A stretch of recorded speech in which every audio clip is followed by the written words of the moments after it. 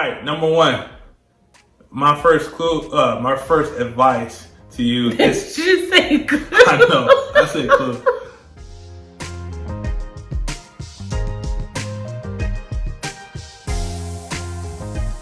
Welcome back. Another round of our channel. I have been your host and always will be Jay, and this is my lovely wife, Kid. Yes, we got it right this week. We're bringing you another video on how to keep the spice in your marriage. Was that spice? Yes, that was spice. Was that dice or spice? No, spice, like, you just sprinkle in the spice and all that stuff.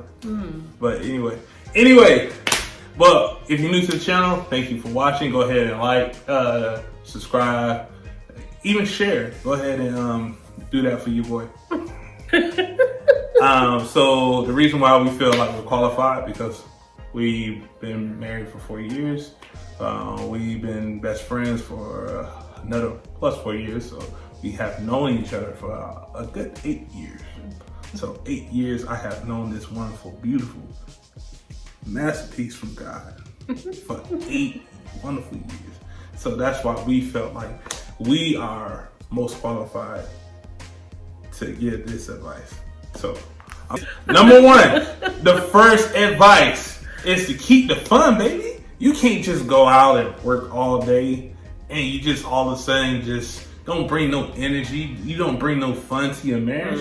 You gotta bring the fun. Like, baby, man, look, I got some fun. But it can be playing cards, having game night, date night, whatever that looks like. Just have the fun. Just bring it in. Man, we bought Monopoly the other month because of this quarantine. And guess what? Guess who's breaking that out? This guy right here. I'm going to go ahead and roll the dice and we're going to have some fun. I'm going to win and get all the property, even though she won last time. But it's all good. It's all great. We ain't keeping score, baby. But hey, it's just a little something to keep the fun. You got to keep the fun in your marriage. Let's see. So I'm looking down at my phone again. The first one that I have to keep the spice. Right. Spice. In your marriage is maintenance of yourself even on days off. I think, as Jay mentioned, we have known each other for a while, so the temptation to just put on anything at any time, any place, referred to in our home. If you have things just laying around, you may just feel like, whatever, I'm just going to put it on. Not saying that I don't have those days, but I'm still super, super mindful. If I have on a big shirt, maybe I won't have on like big sweatpants underneath, right? Like I'll have like maybe nice, undergarments underneath and just a big shirt. Show your boy. Or if I choose to wear like big sweatpants, I might wear like a tighter top shirt. But if it were just me at the house, I probably would definitely just have on like a sweatshirt and sweatpants. The thing is that he's never approached me in any of those type of, concerns. He's never mentioned anything like that to me. I think it's just important as a woman to just not look like a bum. Yeah, I don't want to feel like I'm in a relationship with this dude down the street. You know what I'm saying? Like, yo, bro, what's up? You want to run me that? So I think it's important to just keep that, we get to look at each other every day. I'm not going to say have to, we get to. So just those little things, being super mindful. And like I said, I think it's something more or less unspoken, but I do know that, we visual, what am I trying to say? Being visually appealing to your spouse at all times, I think is very important. I know it's very important for me. Every day, I try to have no bleach socks, no underwear. For me, and this is a side note. For me, I like fragrance. I like men's fragrance. So even though we're in the house majority of the time, I like to throw on a little fragrance so that way she get a little whiff of it. She like, hey, he does. Hey, how you doing? When he goes to sleep, before he goes to sleep, he puts on cologne. When he wakes up in the morning, just he puts on cologne. After the shower, it's like, okay. Because guess what? When I leave here and actually have to go to work, you can be like, man, I don't smell nobody. Where we at? Next thing you know, you get that test like, What are you doing? Wow. What do you mean what I'm doing? What are you doing? Are you trying to start something? Anyway, going to my second point is getting out of the routine. You don't want to be in a routine. Next thing you know, you coming home like, hey baby, it's Tuesday. Oh, it must be Taco Tuesday. I see the two tacos. I bet the tacos in the microwave, huh? Yeah, let me go ahead and get this. Oh, well, you know, OJ already poured for me. You know, what? You get OJ with tacos. Man, I'm just saying. I'm giving an example. Alrighty. So, just getting out of routine. Like, you know what? Instead of coming home today, just being my normal self, I'm gonna have some flowers with me. You know what I'm saying? Like, I might come in the door in my boxers, whatever. Just to keep that fun, you know, just to keep that excitement. Like, hey, like, I can be funny, I can be cool, like whatever you want me to be throughout the week. So that way we just not just in the same routine. So whatever that looks like for you, you know, do it, baby. Go ahead and have fun. Dial into it. Get into her knees. Get into his knees. You know what I mean? So the second thing I have is time with family gives you perspective on how far you've come. I think a lot of people may look at, you know, in other marriages, maybe look at family time as dreadful, or maybe, you know, it's a lot of loud people or anything like that. But for us, I think it's a good time to reflect on how far we've come. A lot of the times when we're all together with our family, we may have different people that bring up stories. I remember you guys first got married and we did this, or we saw you guys doing that, or you bought this, or, you know, just different memories. It really helps you to see how far you've come.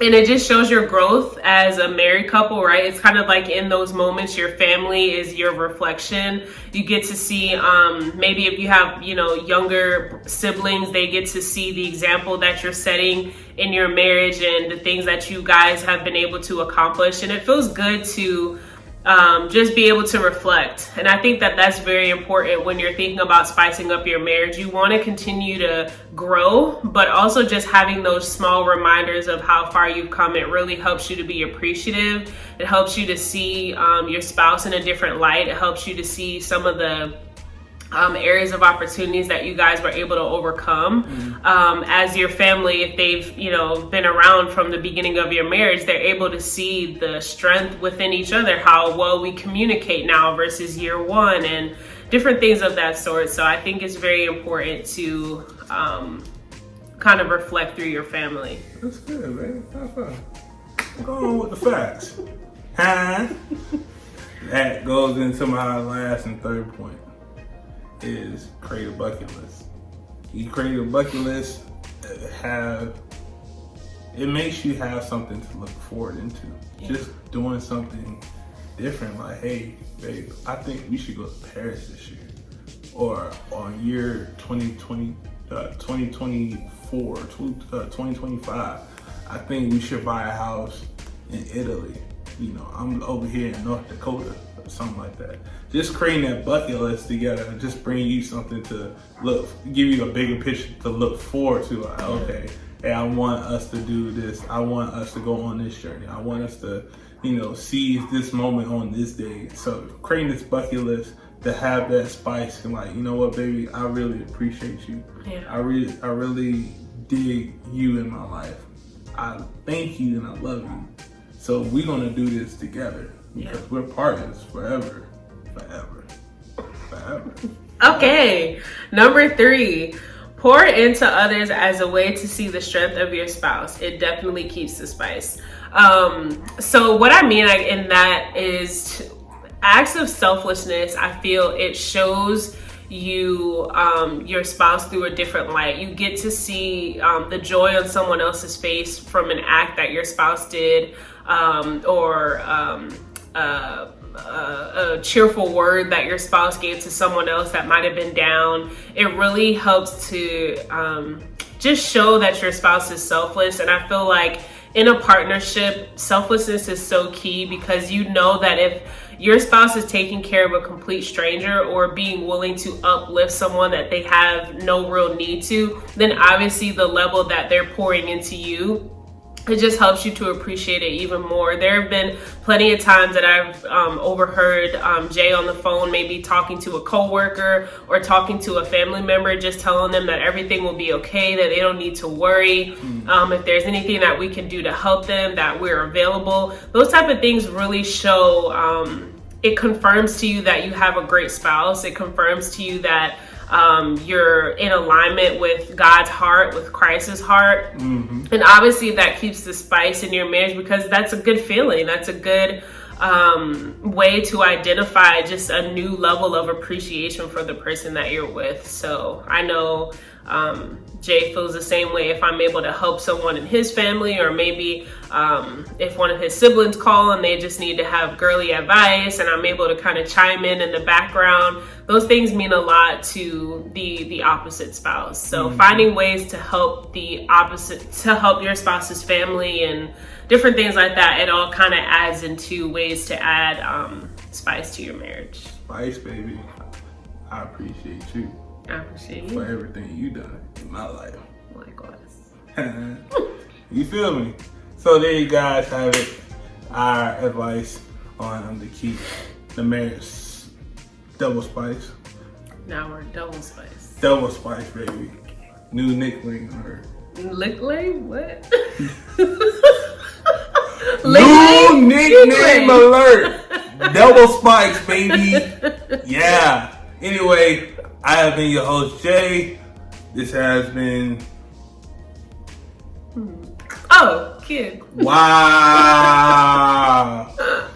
That's our video. Please like, share, subscribe. Oh my gosh. Please don't tell these people to like, share, and subscribe anymore. Like, share, subscribe. Like, share, subscribe. Hey. Anyway. No, but seriously, like, share, and subscribe. All right. We'll catch you next week on another video. Peace. Peace.